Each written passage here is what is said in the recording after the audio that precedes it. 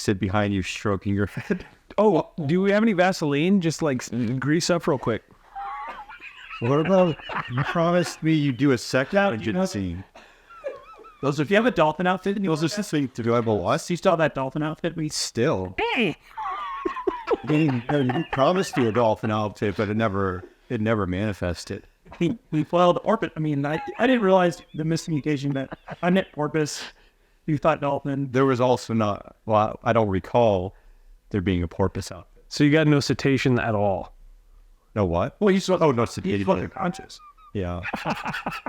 Do you remember the Ottoman by chance? I've always had an aversion to this Ottoman. I just can't remember why. You can be like, because I'm going to sit there too. You're going to sit on my lap? Of course. Is Kogan going to do it? No. If he wants to, he can. I made him talk this morning. I didn't want to make him talk again. All right, you're in charge. I'm in charge. Marge. Do you want me to ask specific questions? Whatever you want. Pointed? Whatever you want. Or just things in general? When you hold the mic, you got to hold it like this. about 6 inches from your mouth. You should like do a little. I like how you tickled your nose. When I pass the mic to you, I'll just be like, tickle your lips a little bit just to get your talker going. Right around the sternum area. Lay it on your chest. Are we rolling? Yeah. This is B grade B footage. D roll. D roll. X roll. All right. Okay. So you get a new projector? Yeah. It's a laser. Atmos. I would You're gonna love it. edit in. Feels like you're in the Serengeti. Sounds really good. And welcome to the Serengeti. Welcome to the Serengeti. All right. Well, hello everyone. Thought we'd ask a few questions to kind of get going. We'll do some softballs to start.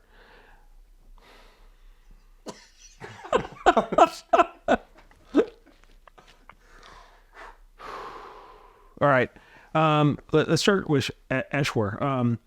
In terms of working with people, since I know you do one-on-ones here and there, is there what is the most common thing you find with people who are seeking or looking for guidance along the path?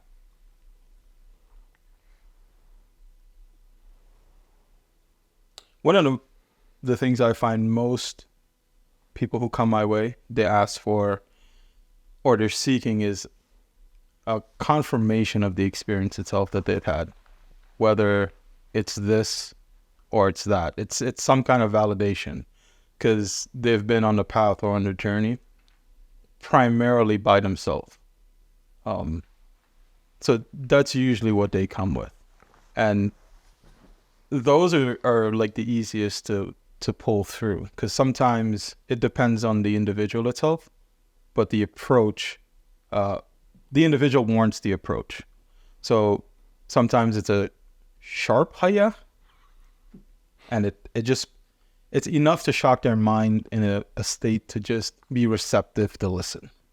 And they confirm it for themselves. And they always say, I did something for them, but it wasn't me. It's whatever culmination of the work that was done, it just required them to pause for a second to see all the work that they actually did. And then they're like, oh, well, yeah, that makes sense. Then I tried the jugular. Like, all right, proceed. How about you, Angelo? Eshwar is like the gravity knife of non-duality. Probably should not even be legal. A lot of doubt. So the biggest fixation I think I see as a general rule before an initial shift is so much doubt that you don't even realize most of what you are thinking about is just doubt. Most of what you consider to be you is doubt. Most of what you consider to be the world and other people and your relationships and your problems, and it's really just laden with doubt. And when you really believe that and you really identify with that, it's just so daunting, right?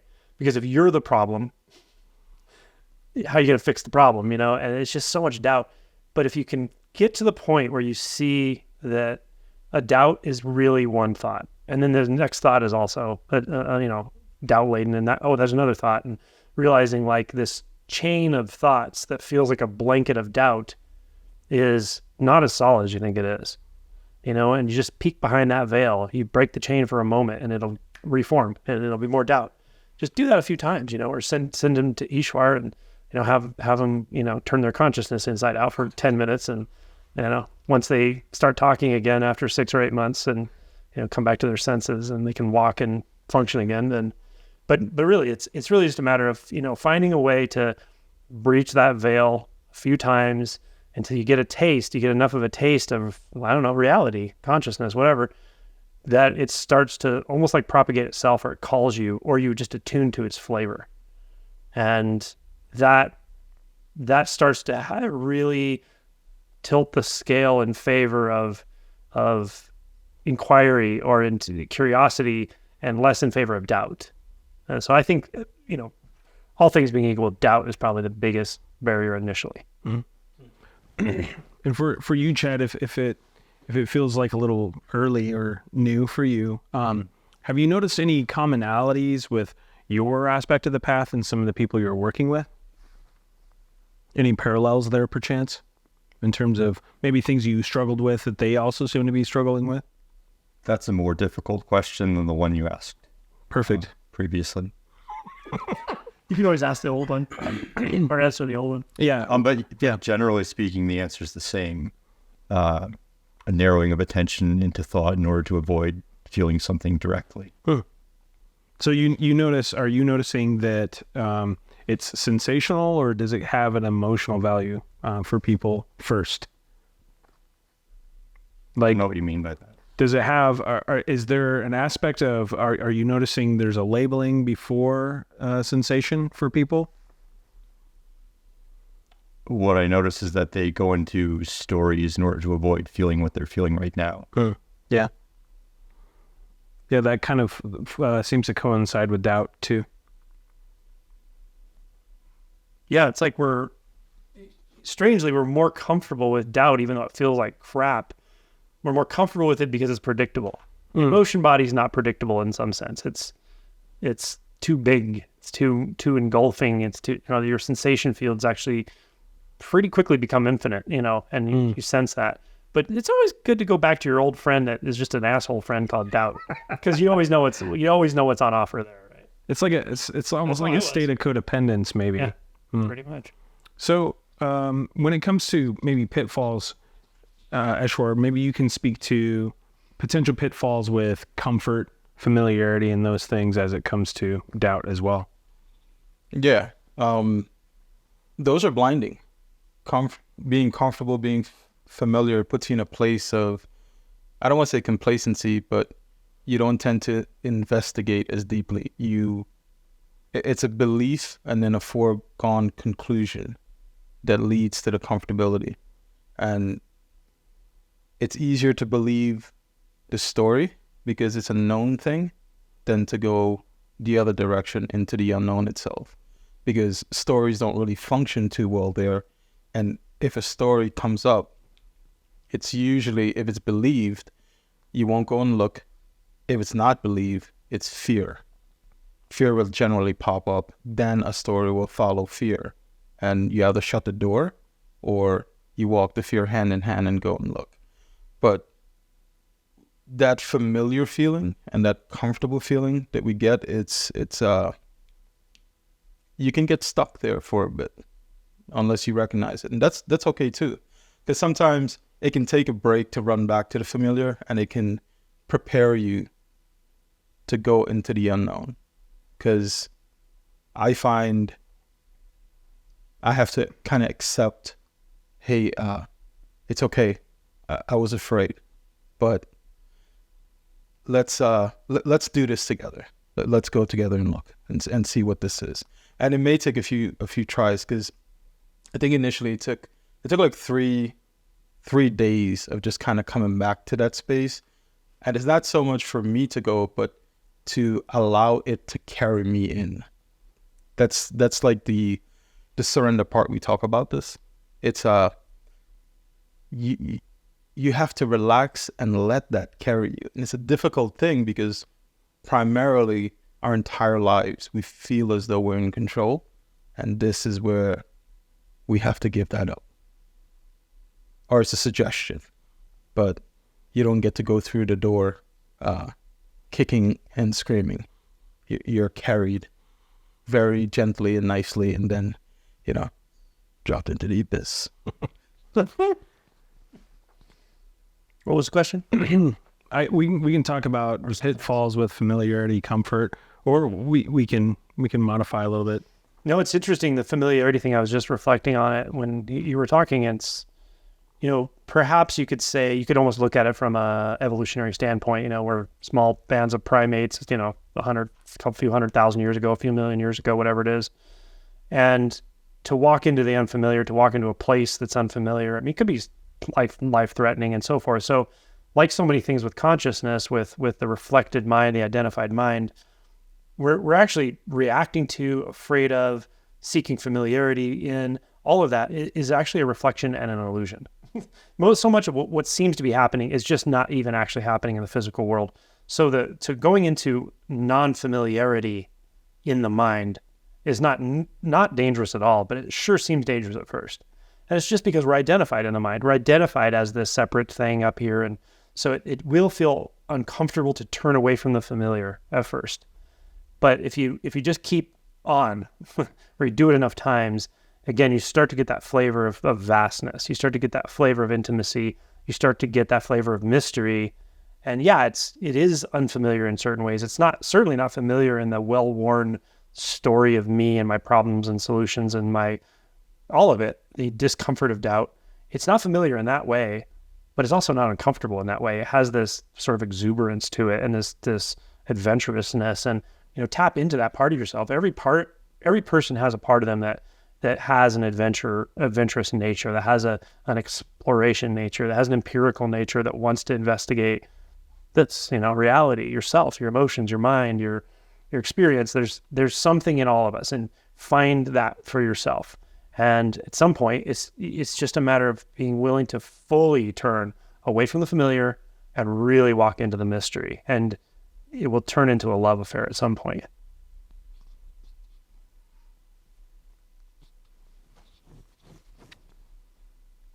What was the question? You can talk about the pitfalls with familiarity and comfort in the well-known.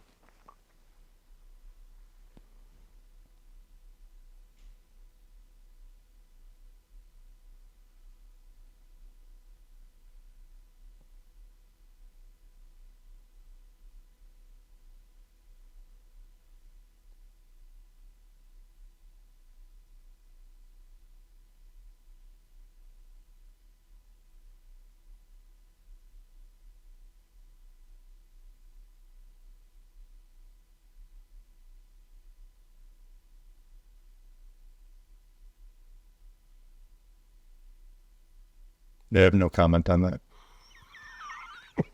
Leave the fifth. All right, how about this? This is an interesting question that's arisen a few times.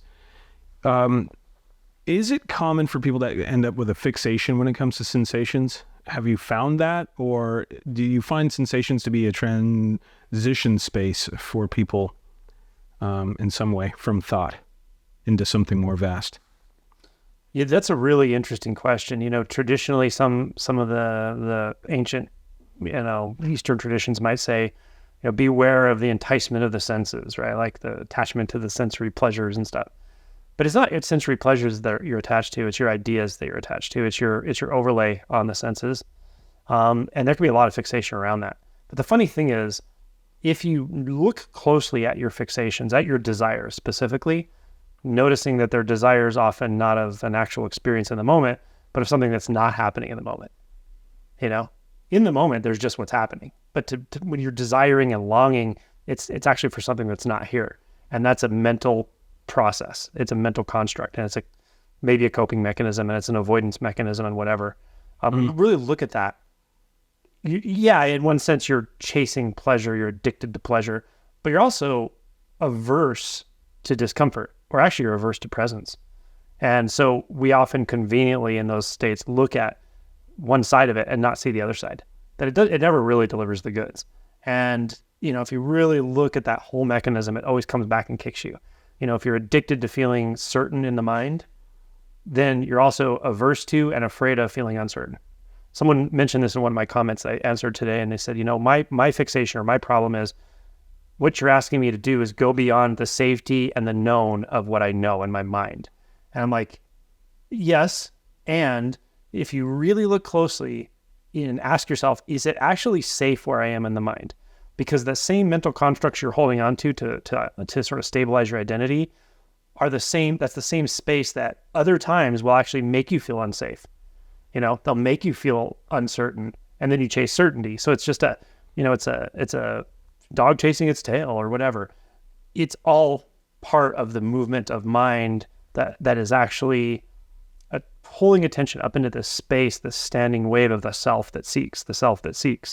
It's an aversion and a desire, an aversion and a desire. And none of that actually has to do with the senses, really. It has to do with reflections of the senses. But when you start to establish yourself in the sense fields, you realize there's actually far more neutrality there than you would have thought before. Even in pleasurable things, sex, food, and even in unpleasurable things that you used to be afraid of, like things you maybe were averse to, like snakes or spiders. We've been talking about all these things, or just uncomfortable situations or awkward situations or people you used to not like. All of a sudden it's like, none of that's really a problem, and it ever really was. And you don't feel strong seeking and urgency to imagine something that's not happening in a desiring way or a longing way, because you've just seen all of that's mind stuff, and it's deeply unsatisfying compared to the sense fields. So to really establish yourself in the sense fields, you will actually begin to move beyond fixation, in my experience. But you got to be clear on what that means, that you're actually sensing and not reflecting. And that takes some significant amount of insight to really know the difference. And to kind of address the traditional aspect of, to move away from the body. Yeah, I mean, a lot of these traditions originated in a period where they live entirely differently than we do now. So maybe they had more of a connection to those types of experiences. It seems the epidemic that we face in modern civilization is a disassociation from the sensations in the body to a large degree. And so maybe it's pointing to something entirely different, and it doesn't necessarily apply anymore. Yeah, truly. And also, that kind of leads into the whole value placed on the monastic life and the traditions, a couple millennia ago, because they didn't have birth control. And so, like, if you didn't live that kind of life, you lived a life where you were probably very, very busy a lot of the time, raising kids and working really hard and, all this sort of thing, and didn't have time for traditional practice. So there's probably a lot of practical things that went into it. But I will also say that gosh, I forgot what I was going to say. Something else you mentioned I was going to actually riff on. Something about living in a different way, about moving away from the body. Yeah. So actually, and there's always an exception to any rule, and what I just said before you made your comment, there is an exception to that, and that is it can be very skillful means for the initial shift, for initial awakening, to actually close the sense gates and just concentrate your attention in consciousness in the thought space. And there's practices for this, koans, one-pointed approach, mantra meditations. So there is a value, especially initially, to closing the sense gates, not because there's anything wrong with them, but because you're actually concentrating your attention in consciousness with an intention to see what's actually going on in there. And when you do that long enough in the right way, at some point you may have access to this shift in identity that does occur within consciousness. And then from there, again, in deeper stages, this very subtle stuff we're talking about, you can start to discern the difference between a reflected experience and a direct experience. And then the senses feel quite different. Chad, do you have any experience with fetter work, or do you have any pointers you can give us around fetter work? Nope. Next. I don't either. Don't worry about it. That was. I mean, we can get into that too. So we don't seem to talk a lot about that often. I know you've gotten into some, recommending some fetter work for some people. What have you found in that? It's the people I know, and I have a series on my channel with Kevin Chanelek, and he's the one who delineated the fetter approach, the way we described it in this series of interviews, as a way to dissolve all the perceptual filters that are kind of in a nested sequence. In my experience, it definitely works for some people. Worked for him, and it worked for many people he worked with, and then some of them have guided other people through it. The benefits and downfalls of that, in my opinion, one is it's not a one size fits all. Like anything with this stuff, as I often mention, you may need other modalities. It may work for part of the path. It may not work for other parts. And for some people, it's just not the right ticket. That's one thing. The other thing is that they don't always go in exactly that order. And I've talked to Kevin personally about this, and he agrees that, you can get aspects of certain things in different orders and all that, but they generally kind of do go in that order. And then the last thing I'll say about it is really, this is deep stage stuff, the fetters that they describe. I mean, most people really are still working toward that first shift. Most people just numerically like that, maybe watch my channel or whatever. So that's more like the deeper, subtle perceptual filters. Actually, that's not the last thing. The last thing I'm going to say about it is it's so subtle, that work, that it really does help to work with somebody, like a guide one-on-one. Mm-hmm. And when I saw Kevin's stuff and read his stuff, I was so impressed with it. I called him and I found a guide so I could go through it. Because I don't know, unless I go through something, I don't know how to see, how they work with people. So I went through it with a guide over like a few months, and, she was kind of like, yeah, I don't detect a fetter in you. So she said, ultimately, she's like, yeah, I don't detect a fetter in you. I'm fetter free. I know. I was unfettered. It's in your cap. But it was really interesting to go through because I could see a different approach to how they do it. And it is quite systematic, and it's quite... is it more pointed? Thorough. It's very specific. Yeah. Specifically, the parts I think that are... One that's really overlooked, and it's overlooked outside of the anything to do with the fetter model, but it's just generally overlooked, is like the deep shadow work. It's easy to have a lot of reactivity remaining and not even realize it, and and have pretty deep insights, even sort of non-dual insights, and some of that stuff is unaddressed. So that's nice that they really hit that first, and they have very specific litmus tests to sort of assure that you really have broken that fetter. But it's definitely non-linear. It's tricky.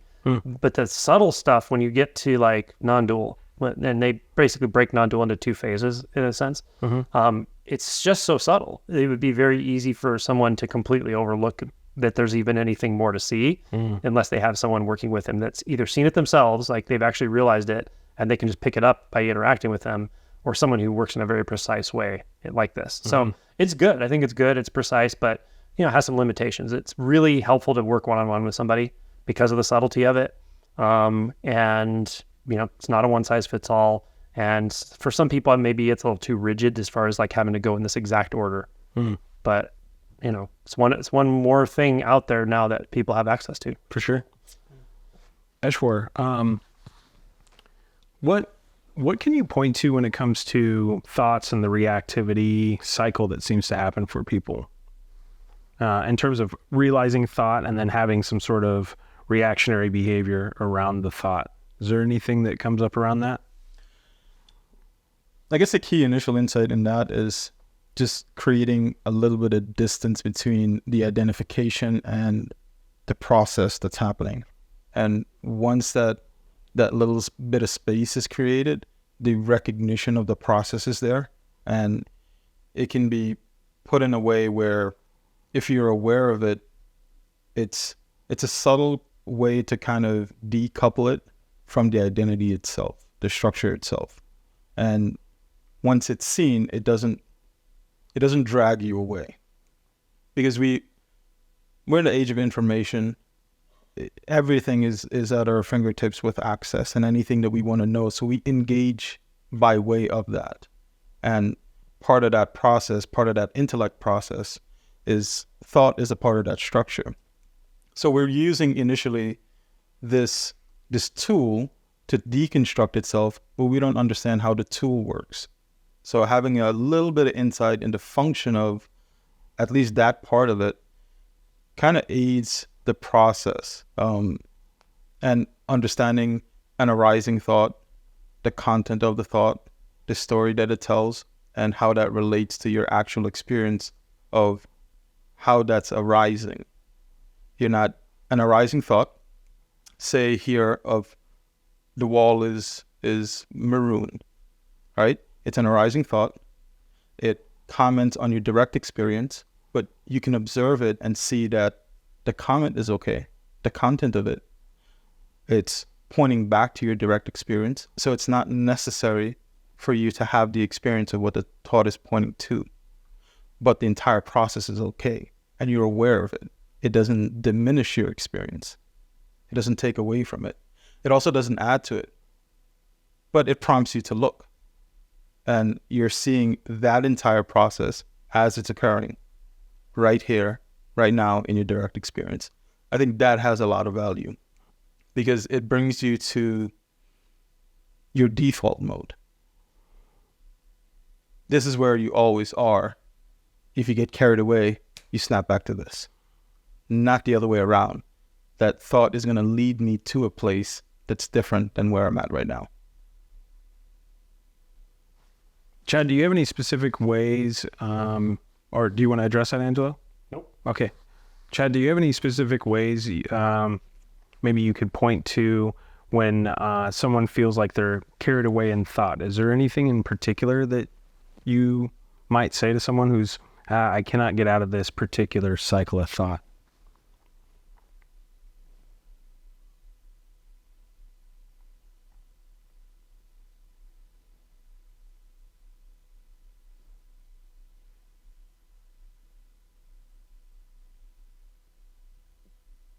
Oh, I would just be curious about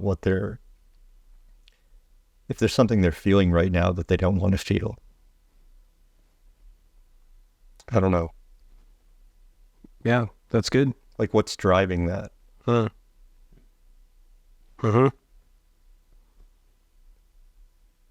Do you point to like specific areas in the body for them to check, or any kind of chakra work or anything along those lines?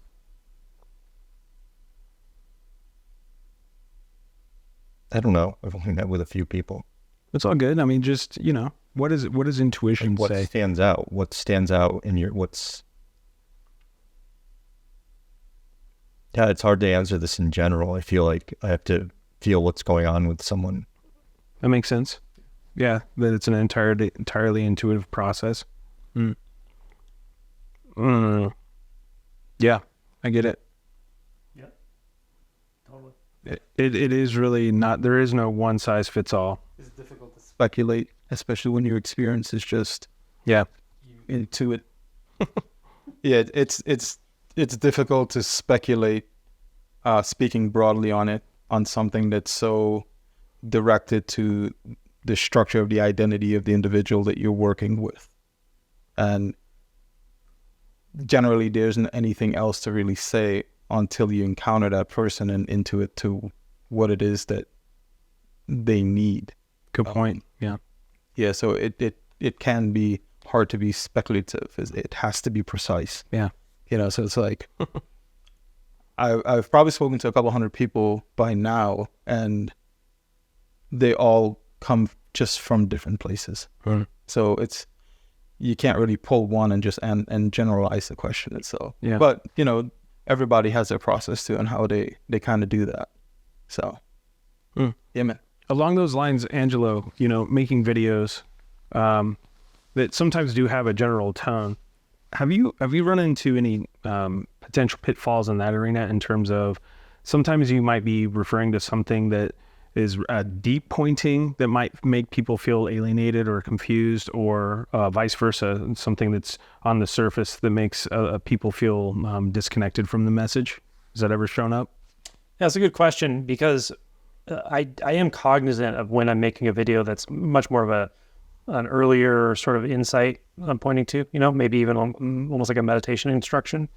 And then other times I'm pointing to something very specific and a pretty deep insight, actually, meaning people who are resonating with that have probably had earlier awakenings and so forth. I don't worry too much about that, but there's no doubt that sometimes a video will be so direct it will kind of freak people out a little bit, and I'll get those comments. I sometimes put warnings on them. But I think for me, and all these things, all these concerns are why I didn't talk about this at all for many, many years, because I had so much regard for the process, and I also saw how many pitfalls there are. And there's literally no way I can say anything anywhere, including one-on-one, that could never be misconstrued. Anything can be misconstrued as long as there's identity in the mind. It's just the nature of the mind. It co-ops, it gets confused, it hears it once, and then 10 minutes later, it hears something it didn't hear. It changes it. And so that's all part of the process. So for me, what has to come online before I really trust myself, and it did, is really a deep sense of, first of all, just a deep understanding of the way realization functions, and comes into contact with the relative world through me, through many life experiences, relationships and challenges and work, situations, and just many, many years of inquiry and sitting and meditating and feeling and being disappointed and, feeling all the different emotions. So I think I just came to a place where I really have a pretty deep, nuanced understanding in myself and with others. But more importantly than that is it has to come from a place of unconditional love. It has to come from a place of true, deep acceptance where I don't have an agenda. And I just don't have an agenda.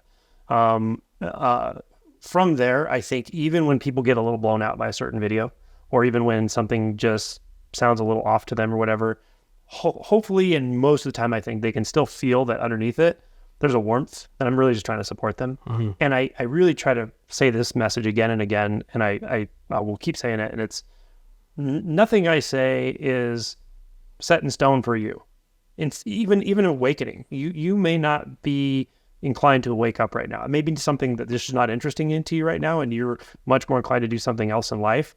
I have no problem with that, and I have no opinion about it. Go do it.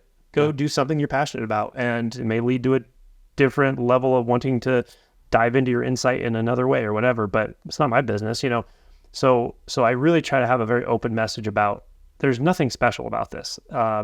If you're interested, if you're resonating, and usually if someone can watch a video I make for 5 minutes, they're probably resonating to some degree, then there's good news. And just stick with it for a while. If you don't understand, if you're getting blown out, you're getting some, fear coming up as you listen to these videos, that's fine. Take a break, go chill out, go read Eckhart Tolle, go read no spiritual stuff, enjoy your life for a while, come back in a few months and it might sound totally different. I'm sure that happened to me. And there were periods of existential fear early in my life and stuff. And, I don't know, I probably just got back in my head and went and chased whatever I thought was going to make me happy again and was disappointed again. And then finally I was like, maybe there was something there, right? So I really believe there's a timing to this. I'll use the word divine, a divine timing, or perhaps a prajna wisdom to all of this. And I really deeply trust that. And I trust myself to speak from it, I guess. And knowing, nothing's perfect. So strangely, I actually don't judge myself on this stuff and I don't reflect back on it that much, but I do pay attention. I pay attention to what people say in the comments. I pay attention to, feedback and whether I'm coming across. And that's what was really pointed to. I know even that's not a one size fits all approach, but sometimes in comments, you'll see that this doesn't make any sense to me, and then you probably just feel it out from there, maybe to refer them to another video or something in your comment might give them, Yeah. And you learn things about being a public figure, so to speak, or, as the channel gets bigger, you're just going to have more and more comments, and you're going to have more, by law of averages, you're going to have more comments that are like way off. Someone who's just got a massive, agenda with something, or someone who's just completely trolling. They just troll wherever they are and they're trolling your channel now. Like, you're going to just bump into more and more of that stuff, and that's okay. But you kind of learn to feel into the nuances of, is this person actually asking for help and they just don't know how? Are they suffering a lot? Or they're just trolling, and no matter what you say, they're going to keep trolling. And, so you learn about this kind of stuff, but overall, I can get the pulse from most of the comments, on a certain video. And the feedback I generally get is it's generally helpful. So I feel reasonably good about that. But it is challenging because it's a shotgun approach. And more importantly, I will say this, specific to my channel, the way we've come to use social media now is we let social media show us things. It's the algorithm just serves you stuff. Whereas, 10 years ago, you probably would have signed up for a channel, and then when you get on YouTube, it only shows you stuff from the channels you've signed up for. It's not like that anymore. So I did purposely put things into playlists for people. And when they ask specific questions, like, I don't understand this non-dual stuff, and I just have trouble with my thoughts, I go, here, look at this playlist and this playlist. Yeah. So I very purposely structured it in playlists. So it is sort of laid out like that in a sequential way. And you can look in, if you're doing a lot of emotional work, I have a playlist for it. But if you just let the algorithm serve it to you, you're going to get whatever you get. So yeah. Yeah. Well said. I find like early on that was a thing, but not putting out any kind of content or video because of that it would be misunderstood what was trying to be conveyed. But I mean, that's okay too, because people are going to understand from their position and the information that they have. So it's not necessarily that I'm causing the misunderstanding.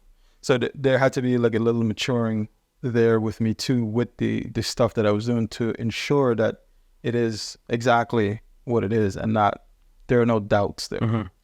When that was confirmed, then the flow of that information started to go, because there was nothing restricting it. There was no, like you said, there was no agenda behind anything. It was put out there because that's what felt right. It felt like the information just needed to be out there. And then we go from there. There's so much that's available to people that at any stage of the game, they can jump right in with their level of understanding and start to move right along with this stuff. So age of information and access, I think, kind of brought all of this stuff that seemed so out of reach to have ready access in a way where it can be understood. Like initially, I thought it was like only Indian people who had access to this information, and it was in like Sanskrit and Hindi. I was like, shit, I don't know how to speak any of that stuff. And they're talking about they really can't translate that language exactly to English because there are just some words that doesn't exist. So I was like, well, why don't I just listen to people who have gone through this who speak English? I was like, yeah, well, yeah, that made sense. And it was it all tied together, but it brought me exactly, and it's funny how that stuff works. It brought me exactly where I needed to be to hear the things I needed to hear. So this process really started to unfold where I wasn't the one placing the restriction because of our language, and I needed to hear it from what I perceived to be the source of authority on all of spirituality. So that was another belief system and structure that, it's quick early on to just kind of overcome because it was hindering me, So, man, it's cool that there's just a wealth of stuff. Yeah, when you said this thing about the Hindu and the Sanskrit and all that, like I can resonate. I remember when I was 19, I learned transcendental meditation. And the guy I learned it from was this old hippie. He learned it from Maharishi Mahesh Yogi, and he talked about being in India with him. And so me and one of my friends who learned to meditate were like, we want to go to India. We were asking him, how do we go to India? And he's like, you don't really need to do that. But in your mind, you're like, yeah, no, of course I need to go do that. That's the enlightened guy. I want to go meet that enlightened guy. And right. So what I'm thinking about now as you're talking is one thing about this whole process we talk about that to me, in the way I became interested in it and the way I wrote about it and talk about it, is as important as insights like specific techniques and practices and direct pointing and transmission about consciousness and being and breaking barriers and fetters. And honestly, even emotion practices like, looking for the emotion that you're repressing or what are you avoiding or not wanting to feel, all of that stuff's important, but there's this whole other side to it that's probably equally important that people totally overlook. And that's the sort of the tricks the mind plays on you, and the mind identification stuff and the beliefs and the human assumptions that we don't even know we make. And so that's that, right? That's this thing that like when I was growing up, it's like, of course the enlightened people are in India. Why did I even think that? I have no idea. I didn't know any Indian people. I didn't know Hindu people. I'd never met a guru, but somehow that belief made total sense to me. Yeah. And now I'm looking at it, I'm like, well, maybe it's because of the foreignness of it. Like you feel so like your mundane life feels so, in a sense, ordinary, but uncomfortably ordinary. And you want to get out of it. You want something that's just beyond, and so it's easy for someone to say, oh, here's what's beyond. It's this guy with the robes and the beads and the The more exotic, the better. The more exotic, the better. Those enlightened Indian people, everyone in India is enlightened, right? It's like, it's really just it's a psychological thing. Yeah. It's nothing to do with spirituality. And it's a barrier, right? It can be definitely a barrier. And those are the kind of things that I think can also catch people up in this whole process, often in group dynamics, being around certain teachers, charismatic teachers. So those things are important to address as well. When you address them is look inside yourself and go, there's a doubt. In what ways do I seek validation? There's a doubt when we place a pedestal where I can really never amount to that. I must always strive for that. And there's some people that I work with personally that have this, but I am not my yogi. And of course you're not. This is not, that was his path. This is your path. And it's not going to show up in any way that you can imagine externally, but you already know it, and you know it quite well. So it is interesting. Also, I think another thing to examine there is the belief that there's a source is a good one. It comes from somewhere over there. That's a belief. How could it be anywhere else but right here? How could it be anywhere else? How could we be separate from the universe? Do me a favor, take a step outside of the universe real quick. That's what I say. And truly, I mean, I think that's a big chunk of this is really get into those beliefs and see if that's another belief hiding another belief there too. Because that's a powerful belief. It's got to be exotic, and it's got to come from this distant land where I'm having all these conceptual imaginations around it. Yeah. And maybe I'll talk to a tiger. Who knows? Fantasy. Did you want to microphone when you're I have a question for you, Chad. Yeah. So you mentioned a couple times this when we're caught in our minds, caught up in our heads, we're shot up into whatever, looking for what it is I'm avoiding or what it is I'm not wanting to feel here. Mm-hmm. Can you unpack that? Like, what things have you found that work just for you? Because I think a lot of people have such frozen emotions that it's like, I don't feel anything. I don't know what I feel. Either I don't know what I feel, or I feel so much I don't even know how to address it, or just fucking blocked. Like, that's all those are common. So is there other questions? How do you sit with it? How do you be gentle to yourself? Do you move into a different environment? Like, what things have you found that help to really start to access that part of yourself that you ultimately will find you are avoiding by living in the world of thought? Well, maybe the first thing to try is just putting your attention into it and keeping it there for some time. But I also found that wasn't all that was needed. That isn't all that's needed. That part of it was just doing things that I didn't want to do, is doing things that I don't want to do, going places that I don't want to go.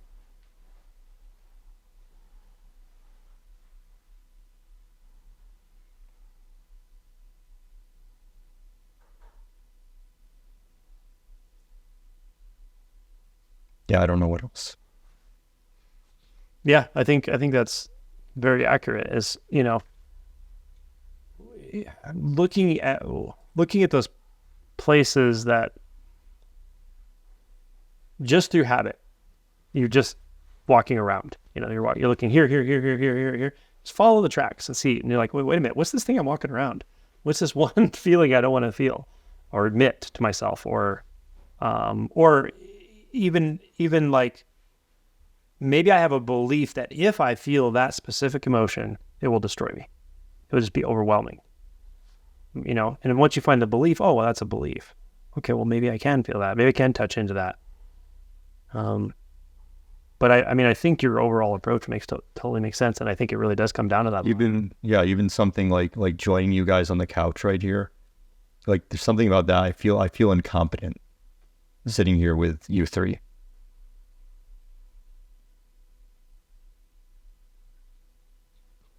Yeah, it's good. Really, life seems to be the best teacher. And Chris brought something up, Christina, the other day, about some people who are doing TRE have this experience of they're living life somehow, but it's just a deadness. It's like being in this hypnosis almost, dead inside.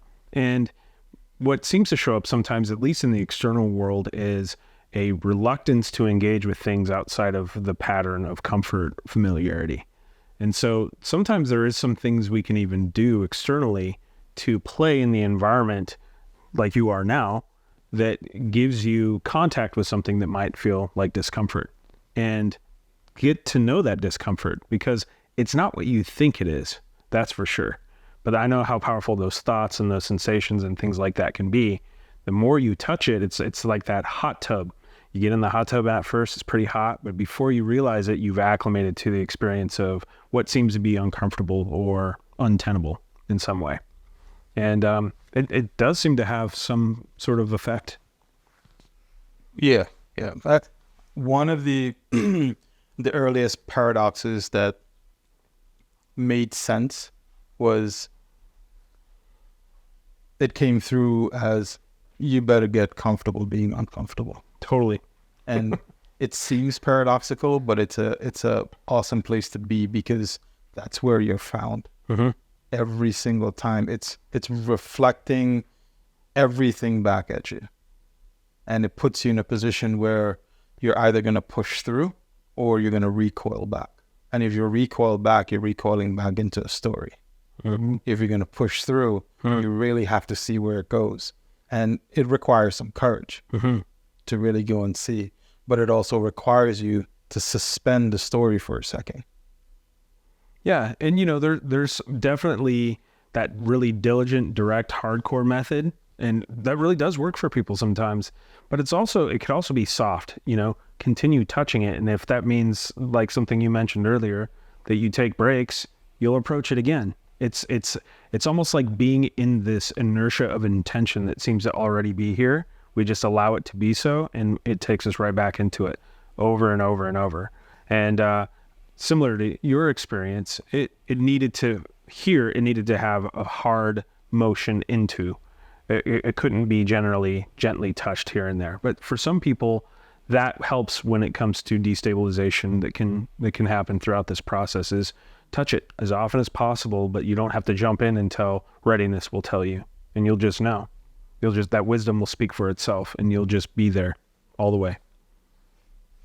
I thought of one thing to say when you were talking, just for anyone listening, is when you, can't remember how you said it, but it gave me that sense. Like when you really enter the unknown, especially in the emotion body, and you really go to that place you've been avoiding, often it can feel really not just uncomfortable, but like kind of like terrifying. Like it's sort of like you might just come apart. Like it's totally really disorienting and scary at the same time. What I wanted to say about that is if you find yourself there, know one thing. It's very helpful in those moments, especially in those moments, to just notice the difference between the pure experience, and it will be a very energetic experience, and the innate interpretations about it. The thoughts will be saying the most dark things, and this will kill you. It's going to destroy you. You're going to go insane. You're do something. Coming back from this. Do something. Get out of it. Whatever. The mind will really scramble sometimes. And just notice those are thoughts. Those are interpretations. And just right back to the experience. And it may be intense energy. It may be Kundalini type energy. It could be a lot of things. But you're always safe. You're always safe in the experience, actually. Always. Thoughts will tell you you're never safe anywhere, but you're always safe in an experience. Especially in a place of stillness. As long as you don't do anything, you don't have to do a damn thing, you're going to be just fine. You're going to prove to yourself that you can feel anything. You can be with any effect, so to speak. It's a pretty powerful experience in that way. I think Ramana Maharishi said at one point, something like that, it's never wrong to do nothing. That's it. Yeah. Can you sit in it so thoroughly? I mean, and it really is the hot iron in the mouth.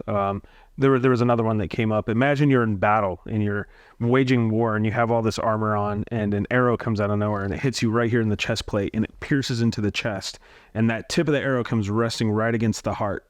If you pull out that arrow, do something about it, you bleed to death. If you panic and freak out and resist, the heart will beat, you bleed to death. Now you just get to sit in stillness, and might feel uncomfortable for the time being, but you'll see it's really nothing.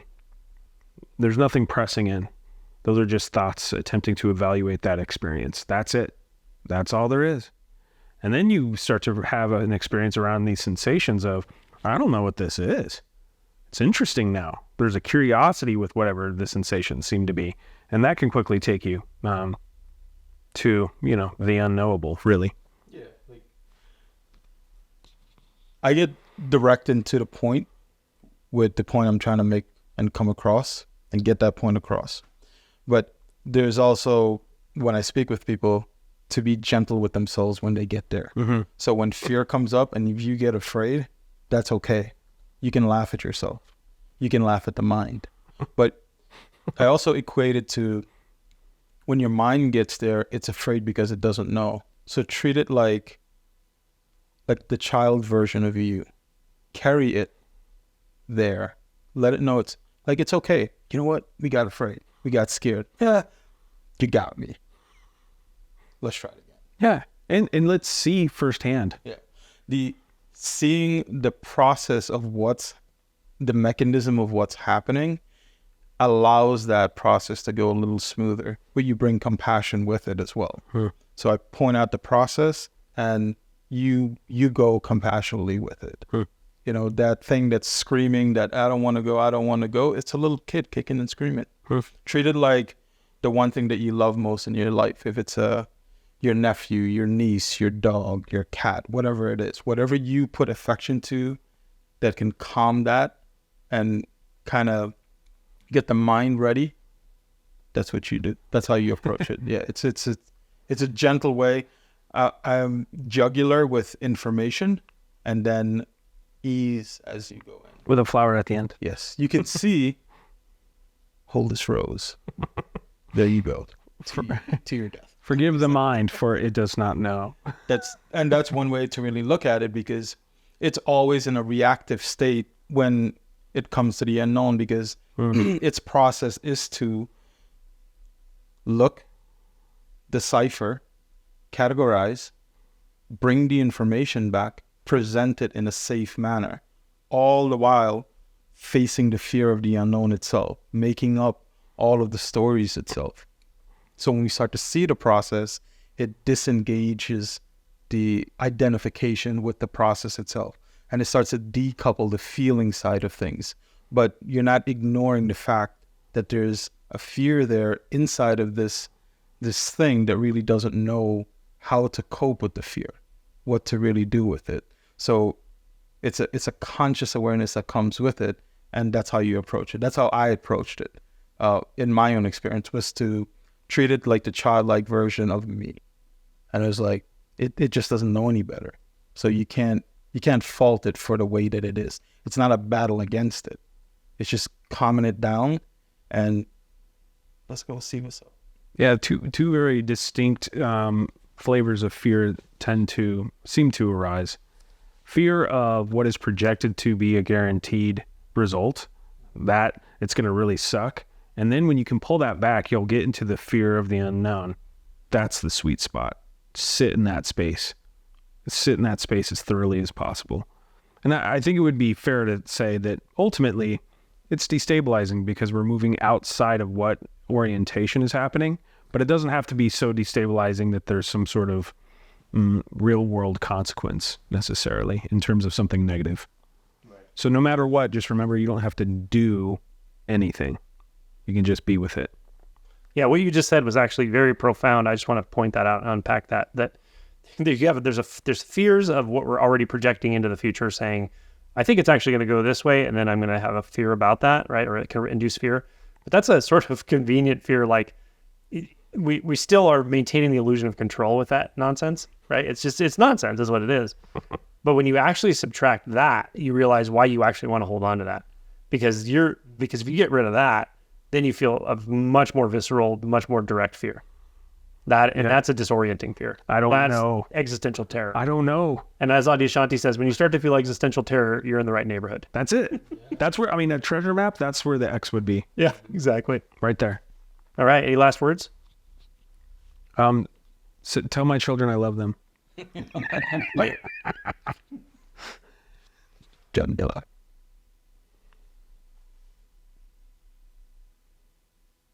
Abandon all hope, ye who enter here. Yarr. Yarr. A great ball of flames ungraspable on all sides. Eckhart. That's beautiful. Goodness gracious, great balls of fire. Scully, yeah. Yeah. Wow. Thanks, guys. Thank you, guys. All right. From big joke again. On the way out.